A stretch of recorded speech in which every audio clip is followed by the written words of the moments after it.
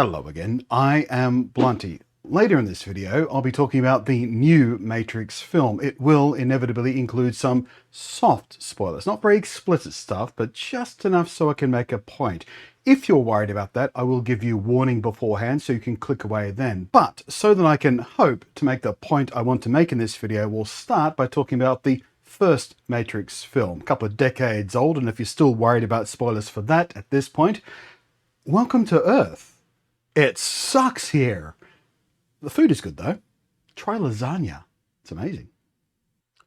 Unfortunately, no one can be told what the Matrix is, except they can, really, because it's not that difficult to explain, but it sounds kind of enigmatic in the movie, doesn't it? I suppose the argument could be made that the whole point of saying that in the movie to Neo was no one inside the Matrix can be told what the Matrix is, because the existential crisis that could cause, well, it might ruin their day a bit. Fortunately, people can be told what the Matrix film is about, and the new Matrix film, Resurrections, is a movie certain kinds of people were quite worried would be tainted by Hollywood's super brand new habit of making all our films and TV shows be super woke, because as we all know, before the year of our Lord 2017, all entertainment and art was, by law, devoid of any and all socio-political commentary. But since the great wokening of October 2017, all TV and movies have been filled with horrible reminders that people who are not straight and white are just kind of out there in the world, fucking existing. The damn audacity of it all. These people, repulsed as they are by the unwelcome reminders of things like diversity, well, they love the original Matrix film because that was clean of any of all that sort of stuff. They might even like the first two sequels. They all predate the 2017 woke wars, and so there were, understandably, many people really worried that the new film would just abandon what the Matrix was supposed to be about and just pander to the wokes. This is an attitude I hope you will have picked up from my obtusely ironic tone that I find amusing. Particularly amusing. So let's unpack it a bit and talk about what the original Matrix film did and did not have to say about what we would term today woke culture. And just so we're all on the same page about what we're talking about when we say woke, because it's one of those terms that has, well, recently been started to be thrown about for any and all reasons. Basically, some people just use it to mean things I don't agree with personally or politically. But the strictest definition of how it was intended to be used in general was alert to injustice in society, especially racism. Some of the first words in the original Matrix film, after they set the tone a bit and get you engaged with the first action scene, and just as we are introduced to the hero-savior character, are, very famously, "Wake up, Neo. The Matrix has you." Wake up, Neo is spelled out for you in crisp, glowing phosphorus green letters and in plain English. And obediently, Neo did wake up. He woke, if you will. He got woke. At this point, you're about to accuse me of being disingenuously facetious about the use of the words in the context of the movie, but stick with me, we're still on the path. By the time the movie ends, the credits roll to a song from a band called Rage Against the Machine. Bit on the nose. The song is called Wake Up. Bit on the nose. The song, whose lyrics reference, by the way, amongst other things, the 1966 Chicago Freedom Movement, in which Martin Luther King Jr. continued his campaign to break free of suppression, institutionalized discrimination, segregation, under the boot of a system designed to keep people oppressed and controlled. Bit on the friggin' nose. The Matrix films, not what you call subtle. Friggin' banging track though, right?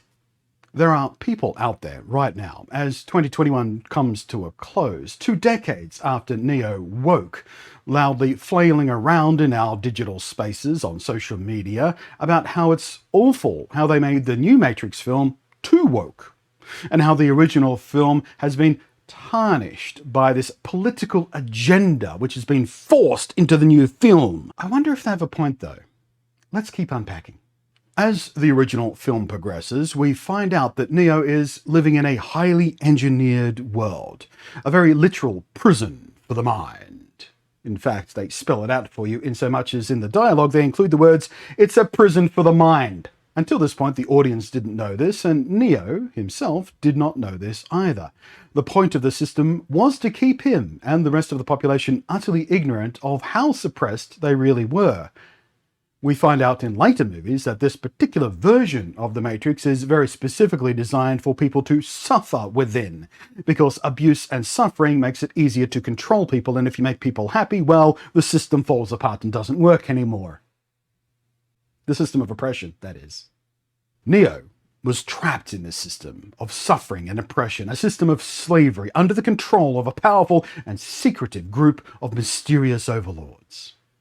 It's a system policed by agents, mysterious and powerful entities who can be anyone, around any corner, at any time, and whose sole purpose for existing at all within the system is to stop people waking up to the truth of their world and discovering how it's a system of oppressive control and literally suppresses and limits their personal freedoms. They do this, and this is their assigned job, because free people, people who can make their own free choices outside of the system, are dangerous to the system. These slaves cannot be allowed to know just how much power and self-determinative control they would have if they were free, or if they knew they could be free. The system fears people who are free to be themselves because it threatens their power over everybody else. Their figurative power, and very, very literally their electrical power, because the Matrix are not subtle films. The machines, those in control, are literally taking the power from the people. Oppression itself literally makes the oppressors more powerful. It literally fuels the oppressors and their means of oppression. But people whose minds are not suppressed within the system are bad. Their power can't be used by the system to reinforce itself. Their power works against the system. Individuals just like being out there and being whatever and whoever they damn well please, and using their own power and their own freedom to like help other people without feeding back into the system of oppression and control itself. Oh no! Are they doing socialisms? Gross. The agents, using any level of force they feel is necessary, including very, very deadly force, are tasked with stopping people from escaping this mind prison, and to stop the rebellious escapees from exposing the truth of the world to the other inmates, the suppressed and enslaved population of farmed humans, and from diminishing the power that the overlords can steal for themselves. One of the agents, Smith, even sees himself as the victim. The oppressor painting themselves as the victim and blaming the actual victims for their own self-made misery. Misery that wouldn't even exist if you'd maybe, I don't know, just stop oppressing them to begin with. Blaming the victims for not being quiet about their oppression and therefore requiring an aggressive and often violent counter-reaction. It's your fault you're miserable. It's your fault we have to be so violent in response to your misery. If you just calm down and be quiet about it all, we could all just go about our lives nice and peacefully. Now, where have I seen that kind of justification and excuse used before?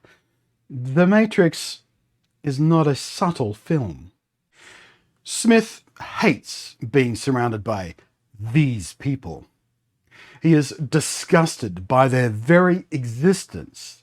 They're not really worthy of being considered people at all in his eyes. In fact, he considers them to be a disease, a virus, a cancer, something to be cured. So filled with loathing and hate is he that he fears he himself will be infected by their very stench. He, the oppressor, wants to be free of them, his own victims. His life would be better off without them, you see. But he can't be free of them because they just won't shut up about being oppressed, so he has to keep doing violence to them until they do shut up. The Matrix films are not subtle! In fact, given the choice, Agent Smith would see them all exterminated. And in fact, in the third film, he does exactly that. Literally replacing every last human mind still trapped within the system with something that he sees as superior. Something pure. Something clean of the filthy cancer that is the oppressed class. He does this because the Matrix is not subtle by becoming a virus himself. So Smith goes around exterminating the undesirables and replacing them with a master race, if you will.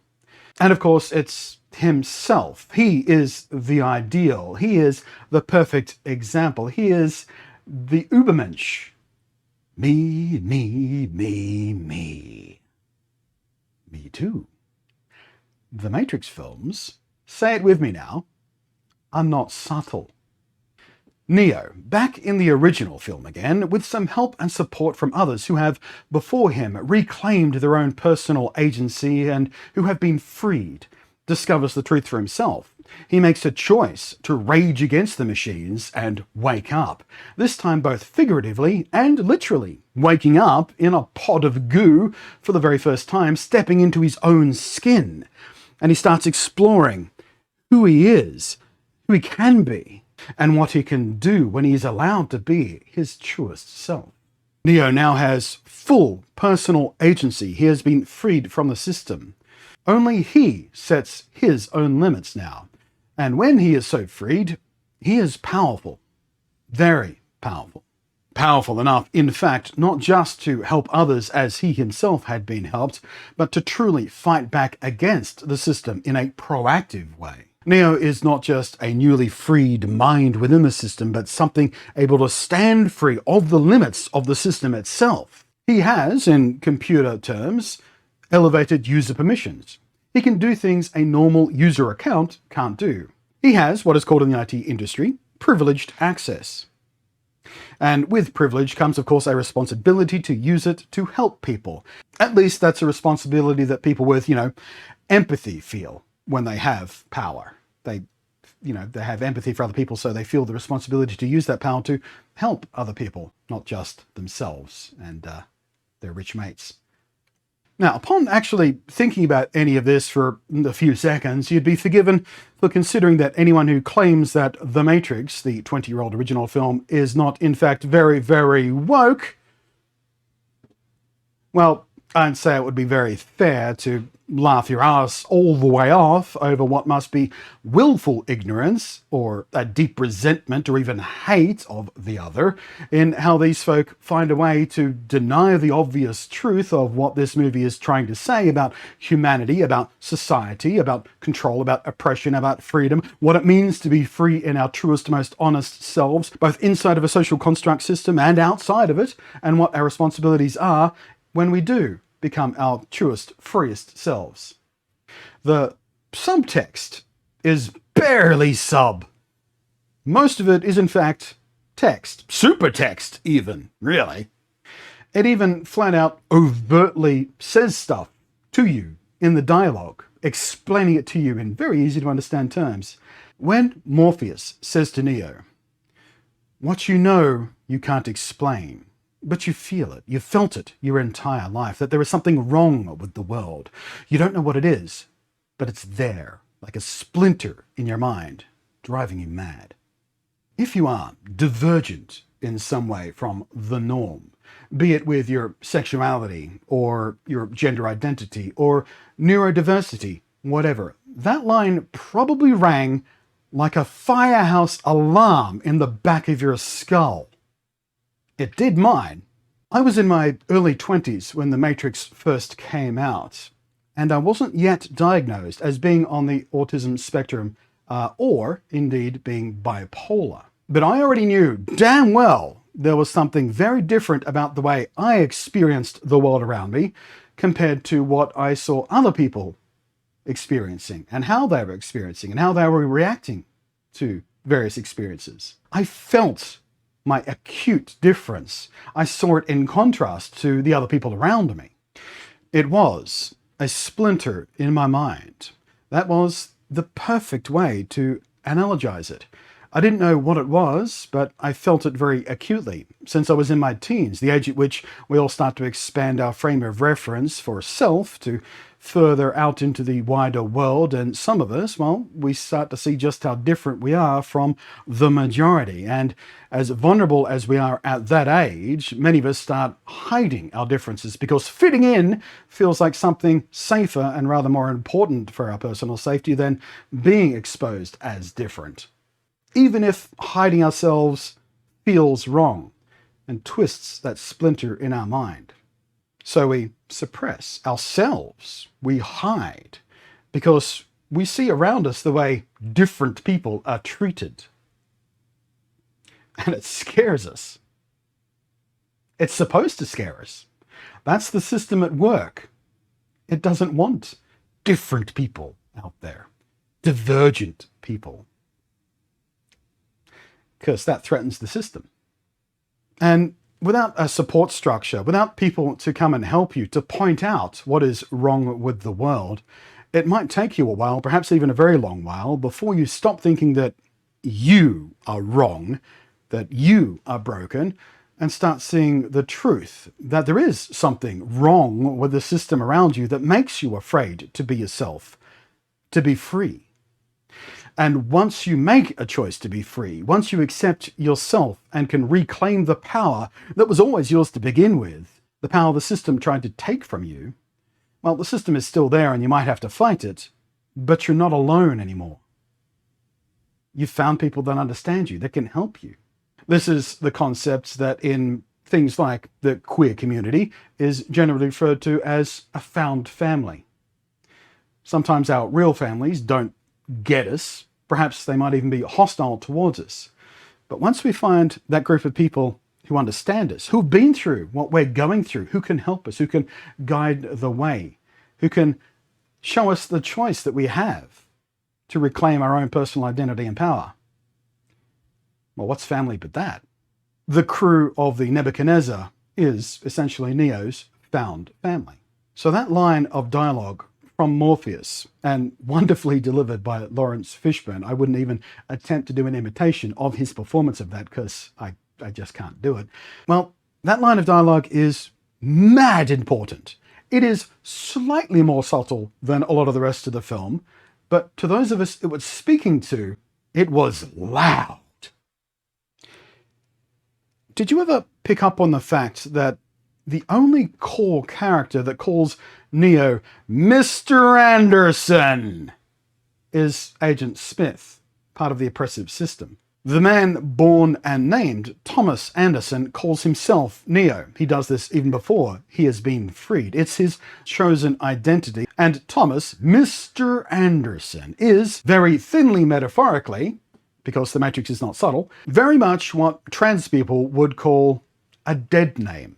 The name they were given at birth, but it's a name they don't feel connected to, or a name that just feels wrong.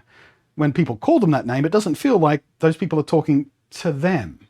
And deliberately dead naming a trans person, as those who hate trans folk absolutely love to do, is a very, very deliberately and hostile act, just like Agent Smith calling Neo Mr. Anderson.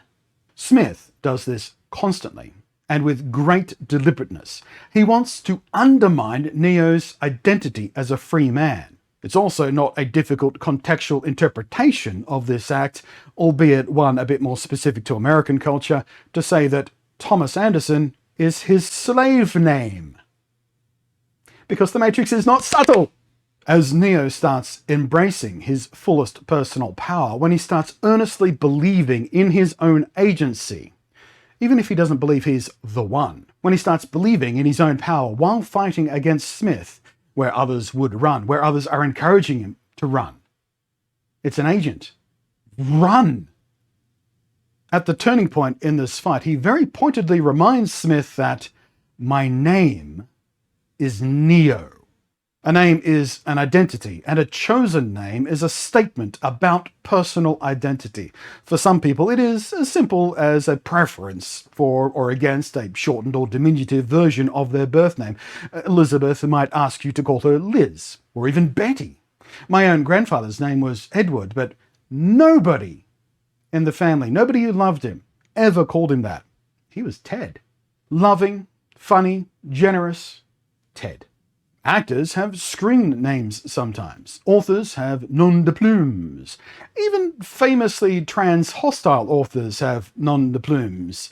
One famously turfy author in particular, rather without self-awareness, has a nom de plume that is a rather masculine name, even though she herself is a woman. And to trans people, a name can be a very, very powerful thing indeed. Much more so than a preference or aesthetic choice, but a reclamation of identity itself.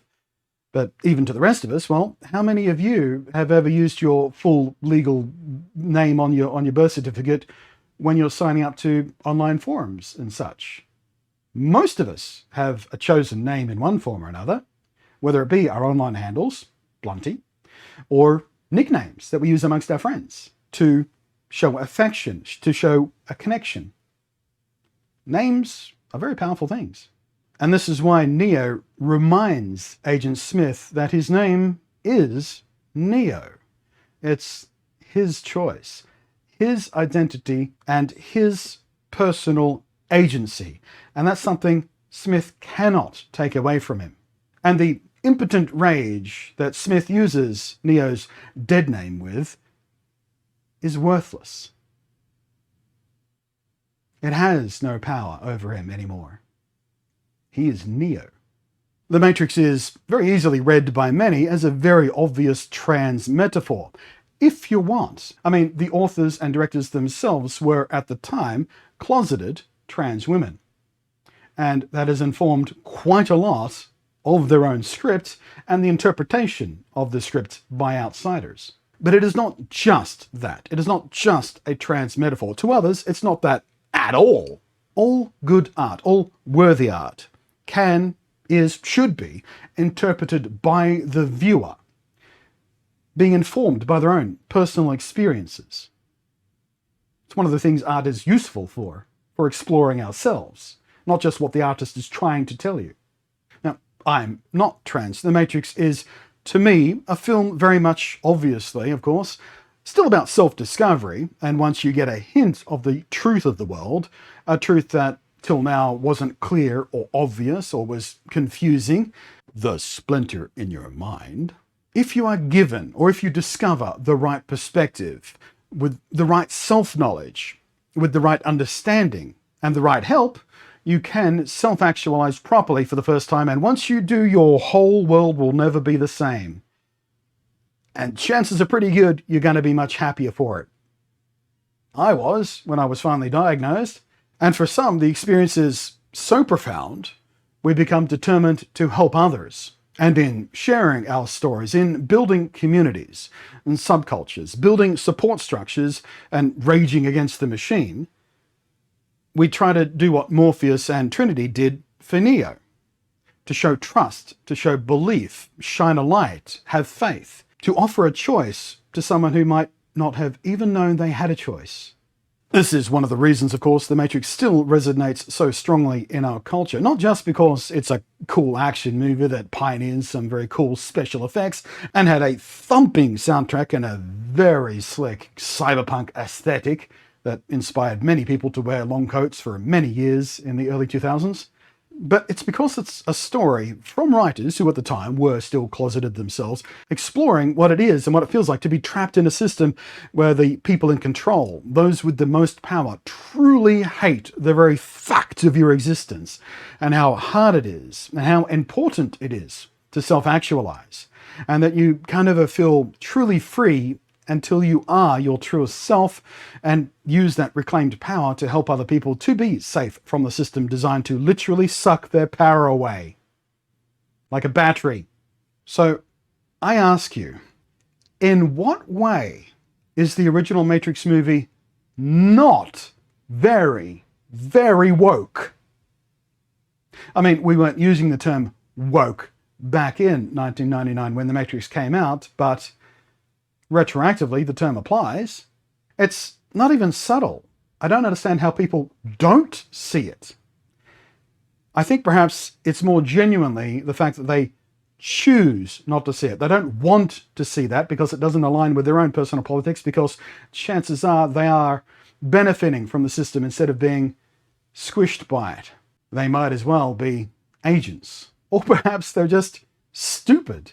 They convince themselves that somehow this is just a movie about some magic badass dude learning kung fu and being super good with guns and stuff.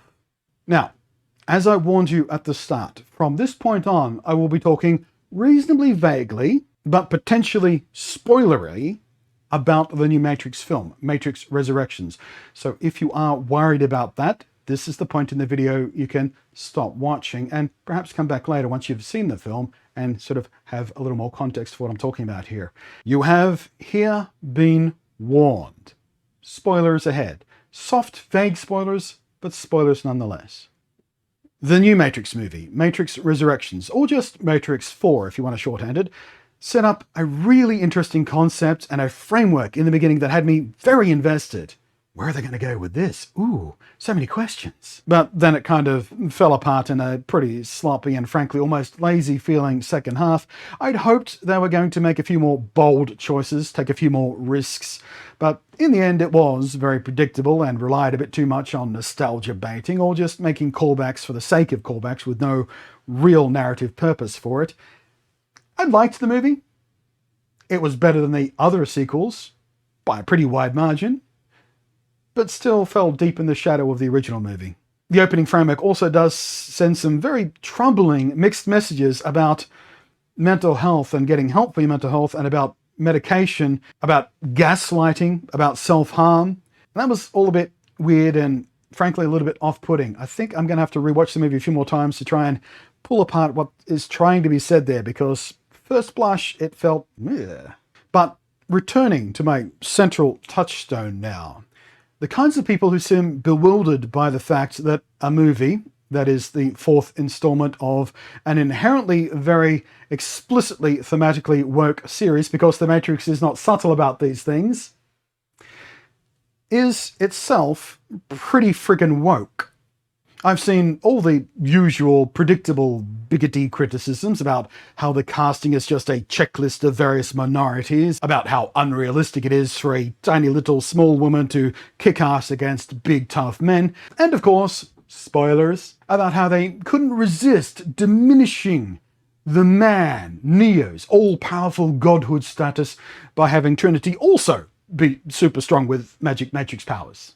Now, to me, this didn't read as especially woke or even especially feminist, because frankly Trinity's character for most of the movie had much less personal agency than she did in previous films, and nothing interesting to do or say right up until the last act. This was narratively by design. It wasn't an accident that she was robbed of her agency and didn't have anything interesting to do, because she was effectively the old trope of a damsel in distress. She was the thing Neo desperately wanted to rescue. It was the only thing he cared about doing. A damsel who didn't even have the self-awareness to know she was in distress until the man came along to explain it to her and then rescue her. A more kind interpretation, and probably the intent behind all this, is that this is an inversion of what we saw in the first film, where an already free and fully ass-kicking Trinity came to help lead the trapped Neo, the damsel in distress, to free his own mind in the opening acts of the first film. And in the fourth installment, the act of making her a strong, powerful woman at the end of the movie wasn't, in my opinion, an overtly on-the-nose act of, oh hey, women can be all awesome and tough too, did you know? Here's a woman kicking ass. Feminism. And we know it wasn't there because of that, because we already had at least one main character, female, who kicked a lot of ass. It came in the form of Jessica Henwick's character, Bugs, who I was, for the record, enthralled by. I love Bugs. I want to see more Bugs. I want a movie all about Bugs. Matrix the Bugs movie.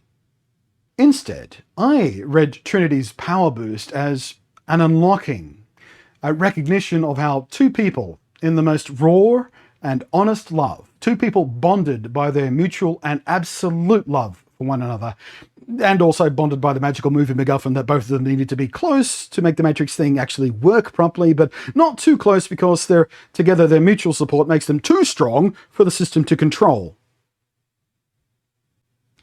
It makes slightly more sense in the movie. Slightly. It's a statement about what we can be capable of with the right kind of people around us to support us, to lift us up, to help us, to catch us if we fall. And again, this is done very literally in the movie because these films are not written for subtext. Trinity literally catches Neo when he falls.